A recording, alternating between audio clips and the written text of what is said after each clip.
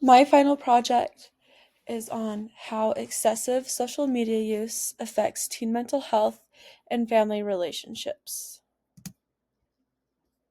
For many of us, checking Instagram, Facebook, TikTok, other social media is all part of our normal routine, right? And keeping tabs on friends and family across the world can help to make you feel more connected. But there's a negative side to that unchecked screen time, which can lead to poor sleep, memory issues, and poor overall mental health.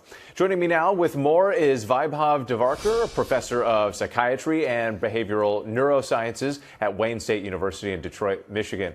Professor, thank you so much for joining us. We appreciate it. So, why is social media so addictive, and why do we feel that burst of happiness when someone likes one of our posts? Thank you, Whit, for having me. Well, I think one of the problems with social media and the incessant novelty that it generates is it keeps the brain in what is called constant exploratory mode.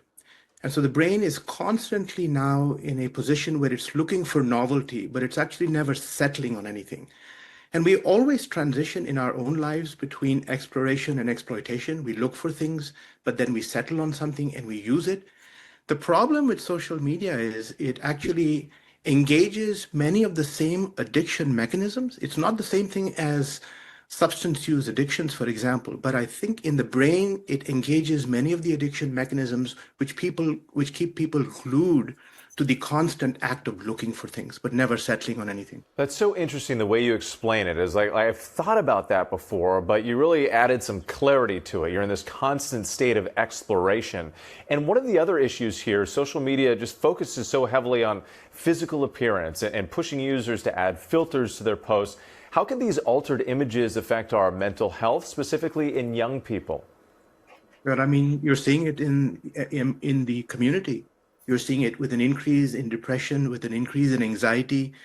I think the reward circuitry in adolescent brains is being rewired as we speak. These effects will not be known for some years. When people are constantly looking for gratification online, they always need their posts to be liked, to be responded to. I think we're entering an extremely dangerous age, and we're seeing some of the effects now. And I think a lot of the effects which we don't know and which I personally fear will not be known for some years still.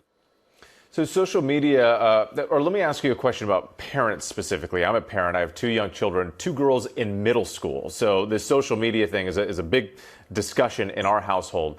How can parents keep their children using social media in a safe way? And what are some ways to help wean kids off their devices, especially as they get ready to go back to school? Well, the first thing that I always think about is, parents have to set an example themselves. I think the way kids very much emulate what parents do. And I think the kinds of behaviors, the patterns of behaviors that parents engage in are likely to be emulated by kids. And so if you find a way to stay off your own social media, there's a higher chance that kids will do as well. I think there are now more and more resources that you can use to talk to your kids about the dangers of social media. There are some excellent documentaries out there. There's an excellent one on Netflix called The Social Dilemma. There are more and more academic papers, I think, that are conclusively demonstrating what the short-term impacts of social media are.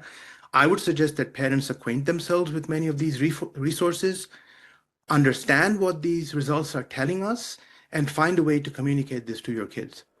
Professor Devarkar, thank you so much for your insights this morning. We really appreciate it. My pleasure.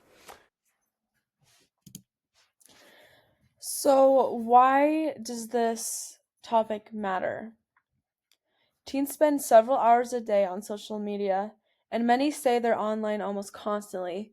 Research shows that more than 3 hours per day is linked to higher rates of mental health symptoms. This heavy use also influences how families communicate and connect. So, what is social media addiction? Social media addiction shows up through compulsive use, anxiety when not online, ignoring responsibilities, mood changes, and pulling away from real life relationships at home. These patterns mirror behavioral and emotional signs seen in other types of addiction. Emotional and mental health effects. Excessive social media use is linked to increased anxiety, symptoms of depression, and lower self-esteem. Constant comparison with others online can be emotionally draining, and exposure to cyberbullying creates additional stress for teens. What impact does this have on family relationships? High levels of social media use can interfere with communication at home. It may lead to more conflict, especially around screen time. Teens may feel misunderstood, while parents often feel disconnected from their children. How can parents recognize these problems? Warning signs of unhealthy use include changes in sleep habits, mood swings, declining grades, less interest in activities they used to enjoy. Teens may constantly check their phone or withdraw emotionally. So, how can we set healthy digital boundaries? Experts recommend creating family media plans, setting phone-free times, and avoiding devices at bedtime.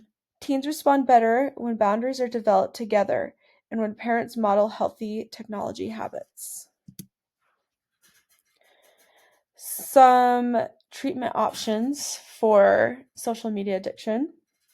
Effective approaches include cognitive behavioral therapy, family involvement, and reducing screen time. Creating structured technology plans and building supportive routines can help teens manage emotional and behavioral challenges linked to social media use. So, my final message is social media isn't bad. It's just that balance matters. Social media can be positive when used responsibly. The key message is that balance and healthy boundaries help teens stay mentally well while staying connected. Thank you.